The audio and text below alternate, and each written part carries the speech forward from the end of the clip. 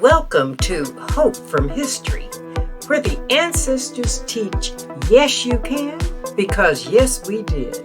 Addie Banks presents early Black entrepreneurs who have a history and business story to share.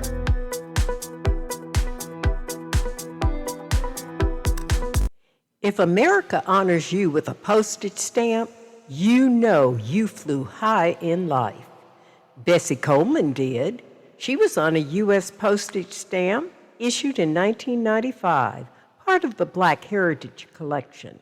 And she literally flew high at a time when they told her no. Here is her entrepreneur story. Bessie was born in 1892 in Atlanta, Texas, the 10th of 13 children. Her father, George Coleman, was mostly Cherokee and Black who worked as a sharecropper, and her mother, Susan, was mostly Black. When Bessie was 2 years old, her family moved to Waxahachie, Texas, a small town 30 miles south of Dallas. In 1901, George Coleman elected to move his family to an Oklahoma Indian Territory reservation, feeling that he could better support them there because being an Indian in Texas was more dangerous than being Black. Some family joined him. However, Susan and others remained in Waxahachie, including Bessie. To support them, Susan took in laundry, and the children picked cotton for nearby farmers. Though an excellent student, long hours working the fields and helping with laundry prevented Bessie from attending school regularly. The traveling library was her savior, along with some schooling. She perfected her reading skills by borrowing books from the traveling library and learned enough to graduate from high school, excelling in math. Bessie saved her earnings from washing and ironing to attend the Colored Agricultural and Normal College, now Langston University, but ran out of money after one semester and had to return home. In 1915, at the age of 23, she moved to Chicago and lived with an older brother. He was a barber.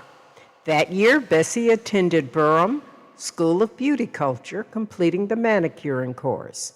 Within a year, she was known as the best and fastest manicurist in Black Chicago. She became a living advertisement, drawing new customers. A beautiful young woman seated at the shop window, grooming the nails of her male customers. Ambitious Bessie found better employment as a manicurist at the White Sox Barbershop, then owned by the trainer of Chicago's American League Baseball Club. There, her life changed when she met Robert Abbott, the founder and editor of the Chicago Defender, the highest circulated Black-owned newspaper in the country at the time. Here, Bessie Coleman came into her own.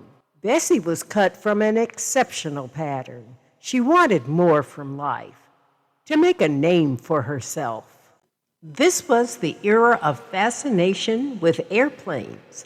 After the Wright brothers' flight in 1903 and news of World War I pilots in the headlines and magazines, Bessie toyed with the idea of flying as a way to improve her life, and she saw it as an opportunity for Black people to take to the skies. She applied to almost every American flight training school, but quickly turned down due to her race and gender. At the barbershop where she worked, her brother John, who had served in France during the war, teased her, saying, "You Negro women ain't never going to fly, not like those women I saw in France." Bessie smiled at him and said, "That's it. You just called it for me." The captive audience at the barbershop witnessed that moment in time when Bessie Coleman figured out how she would learn to fly. The airways over America were closed to young Bessie Coleman, but France held possibilities. Coleman's persistence to get into the skies led her to share her dream with Robert Abbott, who was intrigued. He was captivated by the thought of a black woman pilot. He did some investigating and found that the French still possessed a kind of aeromania and were more liberal in their attitudes toward women and people of color. On his advice, Coleman learned French at a language school in Chicago, but she needed to make more money. Coleman found another job as manager of a chili parlor and began saving and applying to French aviation schools. Of course, the applications had to be written in French. With the money from her manicurist job and the chili parlor, Coleman had enough to sail to Europe from New York City on the USS Imperato in 1920. Armed with determination and her refusal to take no for an answer, she accepted training at Caudron Brothers School of Aviation. There, she learned to fly French Newport airplanes. For 10 months, she walked each day to the flight school and was an exceptional student. She mastered tailspins, banking, and looping the loop. The aircraft was fragile and flying was hazardous. Coleman saw more than one of her fellow students die, but this was not enough to deter her. She had to sign a mandatory waiver of relief in the case of her own death from flight instructions. After stringent training, Coleman was declared qualified as an aviator on June 15, 1921, when she received the International Pilot's License from the French Fédération Aéronautique Internationale that made her the first American of any race or gender to be directly awarded such a license there. To receive this license, she had to demonstrate high skill sets comprised of life-saving maneuvers, including turning off the engine before touching down. Coleman returned to New York in 1921 and was greeted by reporters from several national black newspapers, but only one white mainstream paper, the Aerial Age Weekly. They took note that Miss Bessie Coleman, a colored girl of Chicago, 24 years old, who has been studying aviation in France for 10 months, arrived in New York recently on the American liner Manchuria. She brought her credentials from the French, certifying that she has qualified as an aviatrix. Miss Coleman, who was having a special Newport Scout plane built for her in France, said yesterday that she intended to make flights in this country as an inspiration for people of her race to take up aviation. Though Bessie Coleman searched for employment, she was continually rejected in her bids to gain work as a commercial aviator.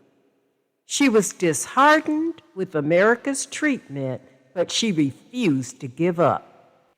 Therefore, in May 1922, she once again crossed the Atlantic in an ocean liner to gain advanced aviation training in France, Germany, Holland, and Switzerland. She studied with the famous World War I German ace pilot, Captain Keller, the Iron Killer, and test-piloted airplanes created in the Netherlands for Anthony Fokker, the Flying Dutchman. She perfected life-saving maneuvers in finely polished aerobatic stunts, figure eights, loop-the-loops, trick climbs, and landing the airplane with the engine off. In Germany, she was praised for flying the largest and most awkward aircraft ever flown by a woman. She arrived back in New York in 1922 with credentials from the Aero Club of France, and she showed European newspaper articles that documented foreign royalty entertaining her. She even had an article that exhibited Anthony Fokker praising her at a banquet for being the only American aviator who ever crossed the Kaiser's Palace at Potsdam. This time, she was not just greeted by the black press. The New York Times and the Chicago Tribune covered her arrival. The New York Times declared that she was designated by leading French and Dutch aviators as one of the best flyers they had seen. At last, Coleman had gotten the attention of the world, and she was steadfast in her primary goal of opening a flying school for blacks in America.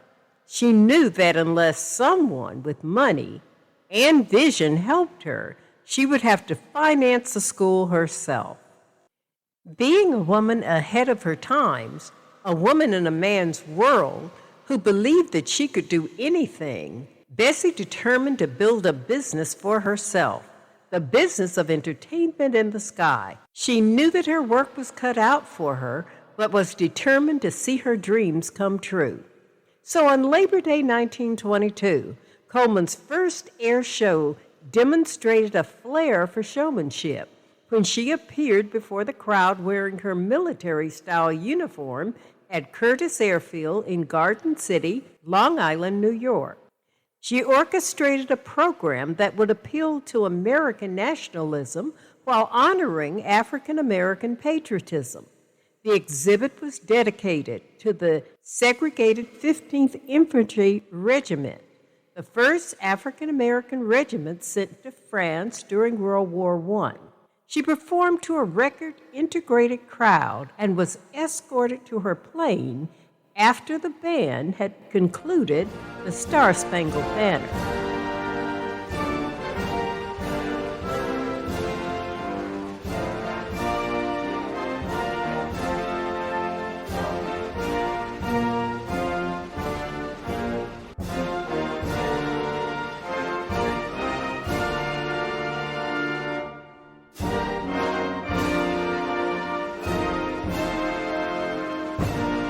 Coleman dazzled the crowd with spirals and loops. Then she took up individual passengers in her plane, charging $5 apiece, about $60 in today's economy. Coleman's second flight exhibition was at the annual Tri-State Fair in Memphis, Tennessee, where she was billed as the principal thrill for the integrated audience of the fair's opening day, October 12, 1922. During this venue, her plane faltered, and although she made a fast recovery, one young boy walked up to her afterwards and asked, "Lady, didn't your plane stop up there for a little while?" Now that she had two successful appearances behind her, the Chicago Weekly Defender billed Coleman as the only race aviatrix in the world, and summoned more than 2,000 people to Checkerboard Air Dome in Chicago, now Midway Airport, for her third exhibition on Sunday, October 15, 1922. Once again, she honored an African American military unit, the 8th Regiment. In a series of 4 10-minute flights, Coleman performed thrilling feats and the familiar loop-the-loops. For the third part of her show, onlookers were alarmed when it looked as though Coleman had lost control during the execution of a figure 8. To everyone's relief, she brought the great Curtiss plane into a beautiful finish. It was this sort of spirit and courage that earned Coleman the name Brave Bessie. From then on, Coleman, who was also known as Queen Bess, was validated as the best American woman in the air show business. Throughout her life, Bessie Coleman demonstrated commitment to her race. She had an opportunity to star in a film entitled Shadow and Sunshine that was to be produced by a black-owned film company. However, she withdrew her agreement after learning that they wanted to open the first scene with her wearing tattered clothes, walking with a stick, and carrying a pack on her back. Coleman said this degraded her race. She had accepted the role with hopes of earning money to advance her career and establish her flying school, but never at the cost of presenting her race in a negative way. Doris Rich, author of the book Bessie, wrote, quote, "Clearly, her walking off the movie set was a statement of principle. Opportunist though she was about her career, she was not an opportunist about race. She had no intention of perpetrating the derogatory image most whites had of most blacks. In 1923, without a plane or job and little money, Bessie returned to Chicago to enjoy family and friends. She had some tough decisions to make. I'll note here for the record that Bessie married Claude Glenn in 1917, but they separated soon after marriage, yet there are no records of divorce or her remarriage. Bessie had no children. In 1923, she was a thoroughly modern young woman, willing to break conventional rules of going about without a chaperone and smoking in public. She was part of a lively set that entertained show business personalities like Josephine Baker and William Bojangles Robinson. After a few months at home, Bessie was ready to take to the skies again.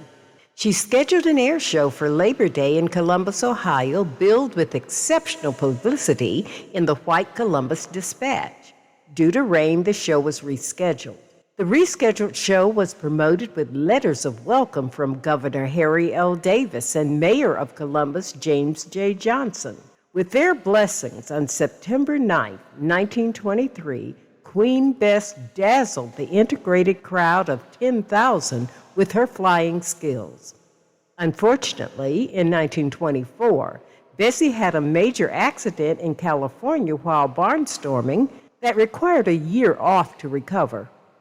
Coleman had always wanted to perform in the South, but was told that Jim Crow would not permit this. But Bessie, not taking no, was determined. Her first exhibition in Texas was a celebration of Juneteenth, with Coleman making her point to prove that Texas blacks were courageous and they were not afraid to fly. The city's leading black newspaper, the Houston Informer, reported that it was the first time the colored public of the South had been given the opportunity to fly. In August 1925, Bessie Coleman was warmly received at the governor's mansion in Austin by Governor Miriam Ma Ferguson, the first female governor of Texas. This white woman was an advocate for tenant farmers, said she did not fear or cooperate with the Ku Klux Klan. One of her first acts in office was to pardon a large number of black prisoners. Bessie came full circle when she flew 2 exhibitions in her childhood hometown, Waxahachie, on condition that all viewers had to enter from one integrated gate. While visiting Orlando, Florida, Coleman stayed in the home of Reverend Hezekiah Keith Hill and his wife Viola, both respected community leaders. He was pastor of the Mount Zion Missionary Baptist Institutional Church, and it was here that Bessie Coleman confessed her faith and became a born-again Christian. But the church disfavored her fundraising activities through flying exhibitions. Bessie and Mrs. Hill opened a beauty shop in Orlando, but this did not create the level of income she needed to open a flight school. For Queen Bess, her obsession continued to be the establishment of a flying school. She said to, quote, teach the Negro to fly so they can be better citizens and will be able to serve their country better, end quote. In the spring of 1926, Coleman was asked to perform at the annual celebration of the Negro Welfare League in Jacksonville, Florida. Edwin Beeman, a rich young white man who was fascinated by aviation and who was son and sole heir of Harry Beeman of the Beeman Chewing Gum Company, gave her money for her final payment to purchase an airplane. Bessie arranged for the plane to be flown from Texas to Jacksonville, where the exhibition was scheduled for May 1st, 1926. Finally, things were beginning to look better for Coleman and her flight school dreams. Besides sponsoring the exhibition, the Negro Welfare League arranged speaking engagements for Bessie at churches and theaters. She visited area public schools to educate and excite children about aviation. She hoped that proceeds from this show, plus money from the beauty shop, would finally enable her to open her school. William D. Wills was a white 24-year-old pilot with the Curtiss Southwestern Airplane and Motor Company. He was hired as Coleman's mechanic and publicity manager.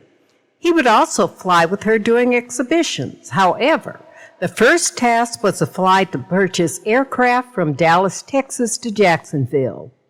Wills began the journey to Florida from Love Field. The 90-horsepower OX-5 engine aircraft had engine problems while en route. It took Wills 21 hours to reach Jacksonville, with 2 additional forced stops when only 3 total stops were scheduled. After arriving in Jacksonville, the craft was examined by local pilots who were amazed that he was able to make the flight from Texas because the engine was so worn and poorly maintained. This should have been a sign to Bessie, but she was so determined to complete her mission. She put her trust in an airplane rather than use her better judgment, for she had worked her entire career to obtain her own airplane. On April 29th, Coleman met with her longtime mentor, editor Robert Abbott, at a Jacksonville restaurant. Bessie had heaped unrestrained praise for this man who had given her a start in aviation. Abbott purportedly had some premonition and advised Coleman not to carry out her plans for the test flight. But the test flight was scheduled for the next morning. Wills, the young pilot and mechanic, declared that the plane was ready for takeoff. Coleman moved to her knees and said a prayer. She asked him to take control of the airplane so she could study the field for a good site to parachute. 10 minutes into the test flight, with Wills piloting, the plane went into a nosedive maneuver from 3,000 feet. At 2,000 feet, the aircraft suddenly flipped over, and Coleman, who was not strapped in, fell to her death. It is believed that she was not secured in order to better view the landscape. Wills, who was strapped in, fell with the plane and died instantly on impact. Later it was found that a loose wrench had jammed the plane's controls.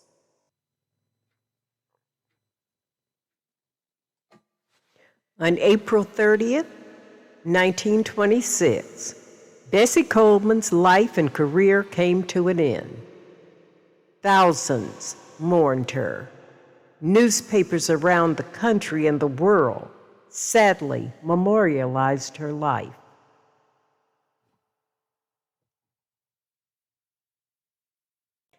There were 2 memorial services in Jacksonville, and over 5,000 people offered their farewells to brave Bessie. Another service was held at Mount Zion Missionary Baptist Church in Orlando, where she had found her faith. Her adopted family, the Hills, had planned the service. Bessie Coleman's casket was draped with a U.S. flag and a military escort of 6 uniformed pallbearers, all veterans of the African American 8th Infantry.